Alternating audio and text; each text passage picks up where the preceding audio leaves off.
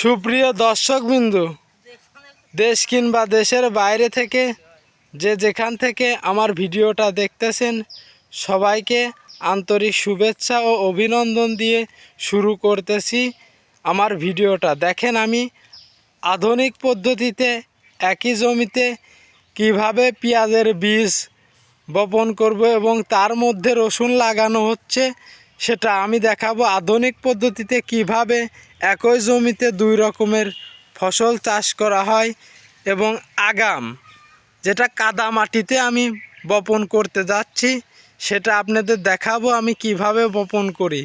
কালকে আমি আমার জমিতে রসুন লাগাইছি কাদা মাটিতে, আজকে ওই জমিতেই আমি দেখেন আরকে জাতের সুখসাগর পেঁয়াজ রোপণ করতে যাচ্ছি। আগাম দেখেন কাদা মাটিতে শুকনা বীজ বপন করতে হয়, আমি আপনাদের দেখাচ্ছি। দেখেন ভিজানো নাই, একেবারে শুকনা, দানাটা কত সুন্দর দেখেন। এটা হলো আরকে জাতের সুখসাগর পেঁয়াজ বীজ। আপনাদের এখনই আমি দেখাবো কিভাবে পেঁয়াজের বীজ বপন করে। এই দেখেন কোটা আরকে জাতের সুখসাগর পেঁয়াজ। দেখেন আমার জমিতে কাজ চলতেছে, আমার মামা কাজ করতেছে। দেখেন কিভাবে, দেখেন কালকে রসুন লাগাইছে, আজকে ওই জমির লাইল ঠিক করতেছে। এখন আমার জমিতে পেঁয়াজের বীজ ছিটাবে।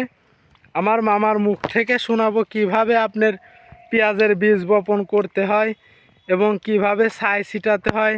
আজকে আমি আপনাদের ভিডিওর মাধ্যমে দেখানোর চেষ্টা করতেছি। আপনারা আমার সাথেই থাকেন এবং আমার লাইক, কমেন্ট ও শেয়ার ও সাবস্ক্রাইবের মাধ্যমে আমাকে উৎসাহ বাড়াবেন, আমি যাতে প্রতিনিয়ত ভিডিও ছাড়তে পারি।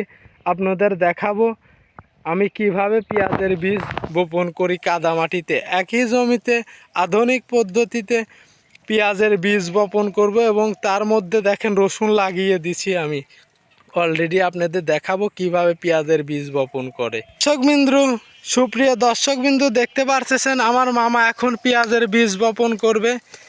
তার কাছ থেকে শুনি, মামা পেঁয়াজের বীজ এভাবে ছিটালে কি ভালো হয়? এভাবে ছিটালি ভালো হয়। কেদার পর আছে 10 দিনকার এক পাস হয়। শুকনো পর ছিটালি পারে আছে 10-20 দিন বেশি দিন লাগে, আর কেদার পর ছিটালি 10 দিন আগে হবে। এটা কি অনেক আগাম জাত হয়? এই জাতটা ভালো আগাম হয়। আপনাদের এখানে হয় না, মাটি শুকায় না বলে এইভাবে সিস্টেম করে দেওয়া হয়? এই মাটি শুকোতে গেলে দেরি হয়ে যায়, কেদার পর করলে পরে তাড়াতাড়ি হয়। আচ্ছা, আপনি এখন বোনেন, আমি দর্শকবিন্দুর দেখাই, একটু বোনেন। দেখেন দর্শকবিন্দু, কাদার পর আমার মামা পেঁয়াজের বীজ বপন করতেছে। আশাবাদী অনেক সুন্দর ভালো হচ্ছে। দেখেন মামা অলরেডি কাদার পর পেঁয়াজের বীজ বপন করতেছে, আপনারা দেখতে পারতেছেন। কাদা মাটিতে পেঁয়াজের বীজ বপন করতেছে আমার মামা।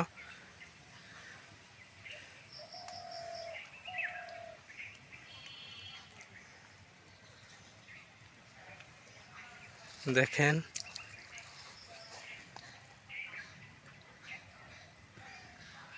দেখেন এটা অনেক আগাম জাত হয়।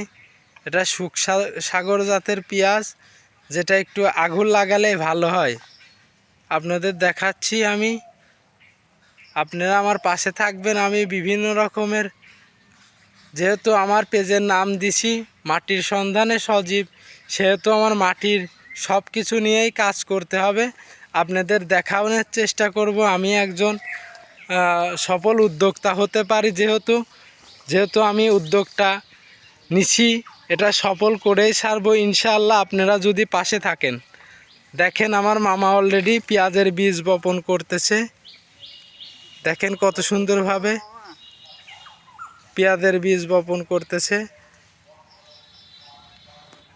আপনারা সবাই পাশে থাকে, দেখতে থাকেন। দর্শকবিন্দু, ইতিমধ্যে দেখতে পারতেছেন আমার দানা ছিটানো হয়েছে। এখন আপনাদের দেখাচ্ছি, এই দেখেন ছাই নিচ্ছে, ছাইটা আমাদের জমিতে ছিটাবে। দেখেন কিভাবে ছাইটা ছিটিয়ে দেয়, আপনাদের দেখাই।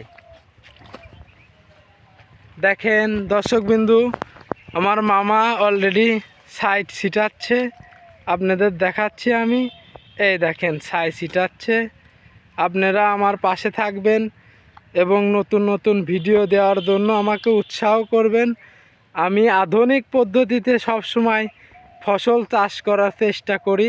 আপনাদের আমি দেখাচ্ছি, দেখেন আমার আধুনিক পদ্ধতিতে একই জমিতে 2 রকম ফসল চাষ করতে যাচ্ছি, তাও কাদা মাটিতে। রসুন এবং পেঁয়াজের বীজ বপন করতেছি। দেখেন ছাই ছিটাচ্ছে আমার মামা। এমনভাবে ছাইটা দিতে হবে যাতে করে আপনার বেশি মাত্রায় না পড়ে, আর স্বাভাবিক হারে সবসময় পারলে আমার মামা বলল শতাংশে 3 বস্তা ছাই দিলেই যথেষ্ট। প্রথমে 3 বস্তা দেবেন, তারপরে 1 দিন পরেই আবার আরেক বস্তা করে ছিটা দেওয়ার চেষ্টা করবেন। দেখেন আমার মামা অলরেডি ছাইটা ছিটিয়ে দিচ্ছে। আশা করি আপনারা সবাই আমার পাশে থাকবেন এবং আমাকে নতুন নতুন ভিডিও বানানোর জন্য উৎসাহ করবেন। সবাই ভালো থাকবেন, সুস্থ থাকবেন। আসসালামু আলাইকুম।